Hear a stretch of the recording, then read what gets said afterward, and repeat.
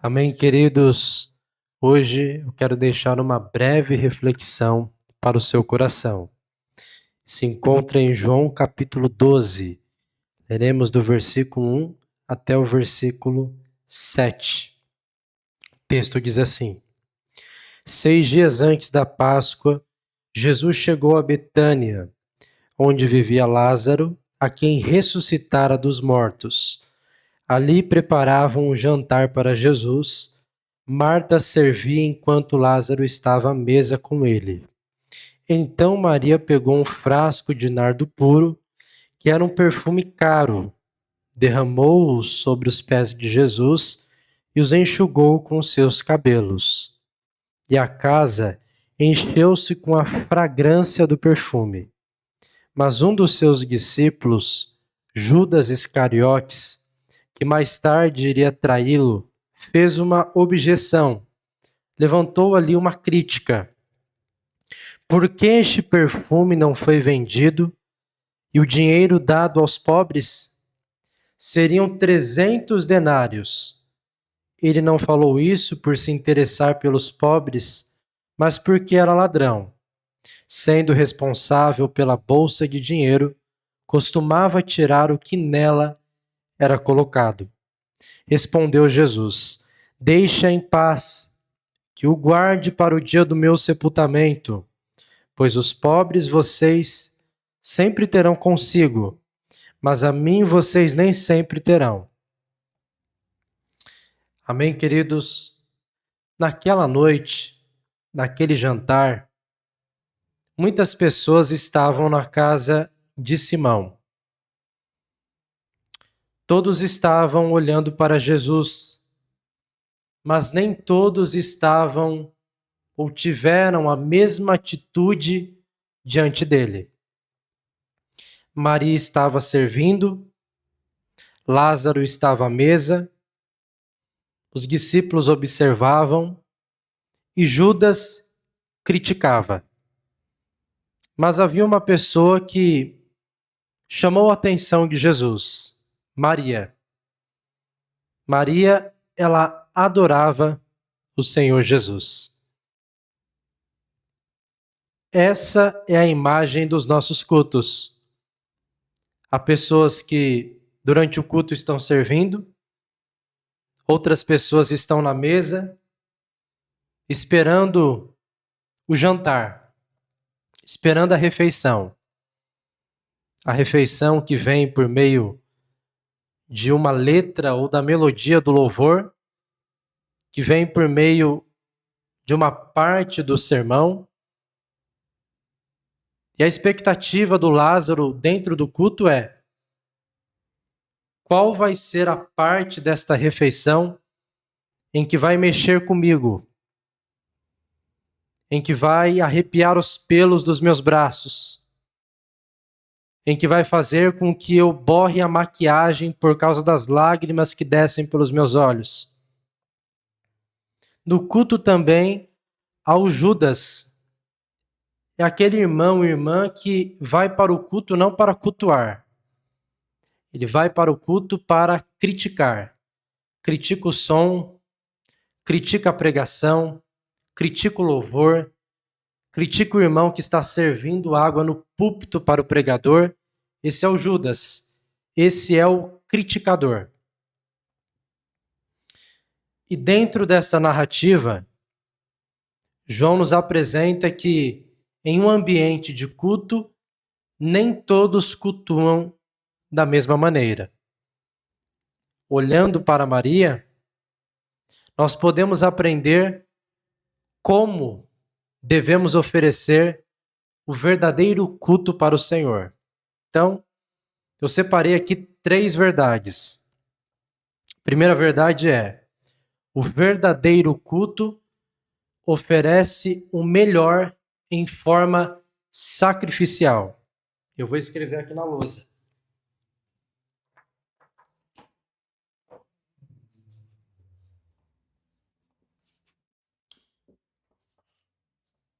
O verdadeiro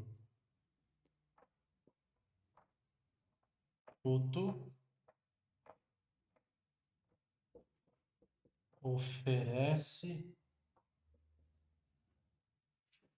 o melhor em forma sacrificial. Ou melhor, de forma sacrificial. Baseado no verso 3. Acompanhe comigo o versículo 3. Versículo 3. Então Maria pegou um frasco de nardo puro, que era um perfume caro, derramou sobre os pés de Jesus e os enxugou com seus cabelos. E a casa encheu-se com a fragrância do perfume. Meus irmãos, Maria não ofereceu qualquer perfume. Ela ofereceu, conforme o versículo 3, um perfume caro. Um perfume muito valioso. Por que ele era valioso? Porque a fragrância do perfume, o nardo puro deste perfume, é extraído das plantas encontradas no Himalaia, entre o Tíbete e a Índia. E quando ela entrega este perfume para Jesus, ela entrega de forma sacrificial. Primeiro, por conta da distância e da forma em que o perfume chegava em Jerusalém. Do Himalaia até Jerusalém, o perfume era colocado, as plantas eram colocadas nos lombos dos camelos, que atravessava regiões montanhosas até chegar em Jerusalém. Segundo, pelo tempo que se esperava para conseguir a quantidade de libras deste perfume. Cada perfume, cada gota deste perfume, cada libra, equivalia a um denário. Um denário era uma moeda de prata que equivalia a um dia de trabalho. E Judas faz o cálculo do culto de Maria, do perfume que ela entregou. 300 denários, que representava um ano de trabalho. Então, Maria não só ofereceu o melhor culto, ela ofereceu o melhor em forma sacrificial. Porque ela entendeu que Jesus é digno do seu melhor culto de forma sacrificial. Talvez hoje Deus não esteja pedindo um perfume para você entregar no templo, mas esteja pedindo uma oração de joelhos, que seja uma oração onde você ore dando o seu melhor, só que de forma sacrificial. Ainda que venha custar as dores dos seus joelhos. Talvez Deus esteja esperando que você busque ler a palavra mesmo tendo dificuldade de entender, mas que você se esforce, mas que você entregue o seu melhor de forma sacrificial. Talvez Deus esteja esperando você no culto fechar os teus olhos e cantar a Ele. Ainda que você não saiba sobre melodia, harmonia e ritmo, ainda que você tenha dificuldades com o ritmo, com a entonação, com a afinação, mas você vai cantar, porque você quer entregar o melhor de forma sacrificial. Primeira verdade, o verdadeiro culto oferece o melhor em forma sacrificial. Segunda verdade que o texto nos apresenta.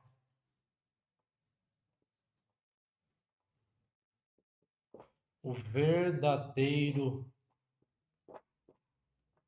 culto não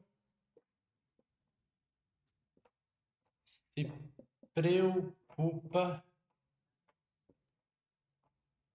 com a opinião das pessoas. Está no verso 4.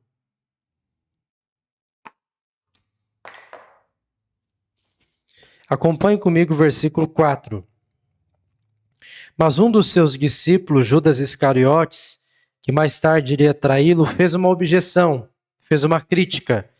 Por que este perfume não foi vendido e o dinheiro dado aos pobres? Seriam 300 denários. Ele não falou isso por se interessar pelos pobres, mas porque era ladrão. Sendo responsável pela bolsa de dinheiro, costumava tirar o que nela era colocado. Meus irmãos, enquanto Maria cultuava, enquanto Maria se preocupava em honrar Jesus, porque culto é uma das definições de culto na sua etimologia, que vem do latim cultus, significa honrar. Então Maria estava honrando o Senhor Jesus.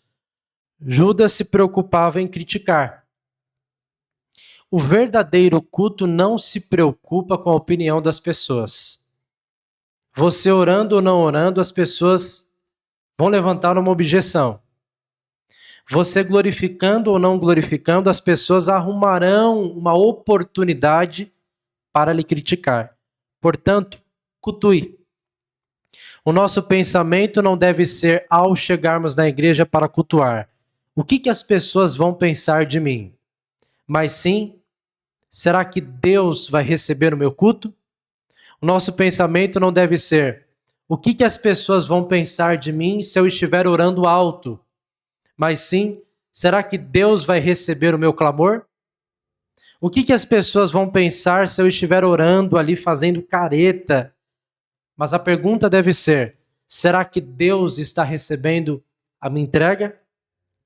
O verdadeiro culto não se preocupa com a opinião das pessoas. Terceira verdade última.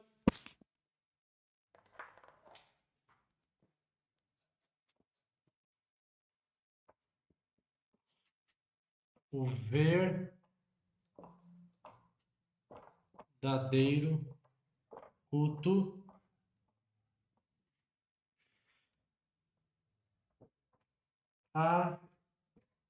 aproveita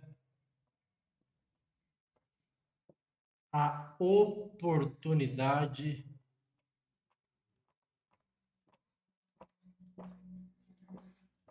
presente.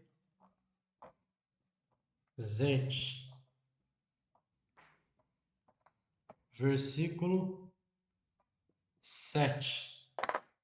Olha o que Jesus respondeu no versículo 7 para Judas: deixe-a em paz, que o guarde para o dia do meu sepultamento, pois os pobres vocês sempre terão consigo, mas a mim vocês nem sempre terão.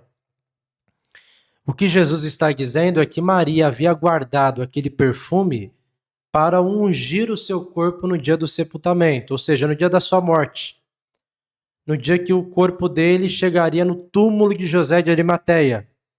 Mas como ela estava com um perfume naquele momento, naquela hora, naquele dia, ela ungiu aquele corpo no mesmo dia. Ela cultuou o Senhor no tempo presente. Ela aproveitou a oportunidade do momento. As mulheres, elas também foram ungir o corpo de Jesus. Mas conforme Marcos capítulo 16, do 1 ao 6, quando elas chegaram no túmulo, o túmulo estava vazio, porque Jesus havia ressuscitado. Não deixe para você fazer amanhã o que você pode fazer hoje. Não espere você estar ganhando um salário que você propôs no seu coração para começar a dizimar. Dizime hoje.